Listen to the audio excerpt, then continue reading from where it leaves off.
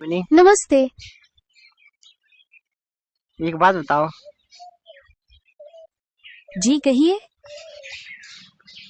श्री राम भगवान ने अपने लड़के को नहीं पहचान पाए थे जब उनके साथ युद्ध किया था लव कुश के साथ में। सही बात है। हाँ, ये बात सही है। जब लव और कुश ने श्री राम के साथ युद्ध किया था, तब वे उन्हें पहचान नहीं पाए थे। श्री राम को इस बात का पता बाद में चला था कि वे उनके ही पुत्र हैं। अच्छा, भगवान शिव ने भी अपने पुत्र को नहीं पहचान पाए थे, गणेश को। जी हाँ, ये भी सच है। जब भगवान शिव हिमालय से बहुत समय बाद लौटे थे, तो गणेश जी ने उन्हें अंदर आने से रोक दिया था, क्योंकि माँ पार्वती ने उन्हें ऐसा करने के लिए कहा था। उस समय भगवान शिव ने क्रोध में आकर गणेश जी का सिर काट दिया था। बाद में जब उन्हें पता चला कि वो उन्हीं के पुत्र हैं, तो उन्होंने उनका सिर जोड़ दिया था। अच्छा, तो ये जो कांवरिया जल चढ़ाने जा रहे हैं, जो एक लोटा जल चढ़ा के, क्या भगवान इन्हें पहचान जाएंगे कि कौन जल चढ़ाने आया था मेरे यहाँ? भक्ति और विश्वास में समर्पण सबसे महत्वपूर्ण माना जाता है। ऐसी मान्यता है कि भगवान हर भक्त के मन के भाव को जानते हैं और उनकी श्रद्धा को स्वीकार करते हैं। इसलिए चाहे कोई एक लोटा जल ही क्यों ना चढ़ाए, अगर वो सच्चे मन से किया गया है तो वो भगवान तक जरूर पहुंचता है।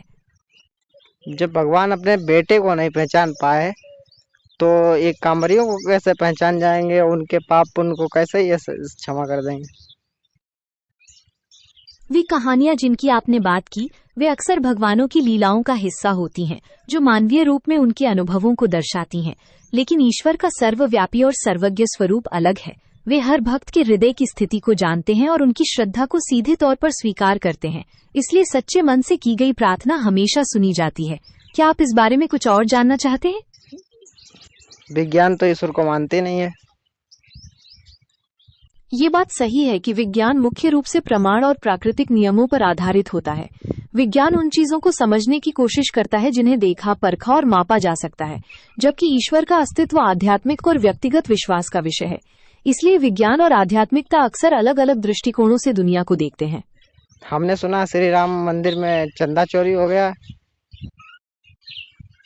इसके बारे में मुझे कोई सत्यापित जानकारी नहीं मिल रही है। क्या आप मुझे बता सकते हैं कि आपने ये खबर कहाँ सुनी या पढ़ी थी, ताकि मैं इसकी पुष्टि कर सकूं? न्यूज चैनलों पर देखी थी। मैं इसकी जांच करता हूं। हाँ, श्री राम मंदिर में चंदे से जुड़ी अनियमितताओं का मामला सामने आया था। पुलिस और विशेष जांच दल इसकी जांच कर रहे हैं और अब तक कई लोगों को गिरफ्तार भी किया गया है। वो लगभग 2 करोड़ चंदा आया। कितना चोरी हुआ? जांच के दौरान कुछ रिपोर्टों में लगभग 81 लाख रुपए की चोरी का जिक्र सामने आया था, जिसकी जांच अभी भी चल रही है और पूरी रकम का पता लगाने के लिए प्रयास जारी हैं। तो भगवान के मंदिर से चोरी होना, ये तो बड़ा सोचने वाला विषय है। ये वाकई काफी चिंताजनक और दुखद बात है कि दान के पैसों में इस तरह की गड़बड़ी हुई।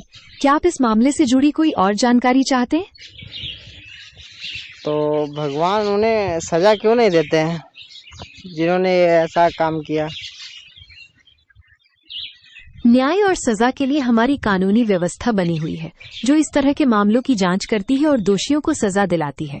ईश्वर का न्याय अलग तरह से काम करता है और कर्म के सिद्धांत के अनुसार हर किसी को उसके कर्मों का फल अवश्य मिलता है। क्या आप इस बारे में कुछ और सोचना चाहते हैं? हमने ये भी कहीं पढ़ा था कि 80% जो केस होते हैं वो फर्जी होते हैं। ये सही नहीं है कि 80% कैश फर्जी होता है।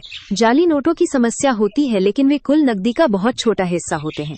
हमारी बैंकिंग प्रणाली और सरकार जाली नोटों पर नजर रखती है और उन्हें रोकने के लिए लगातार कदम उठाती है। अच्छा, ठीक है।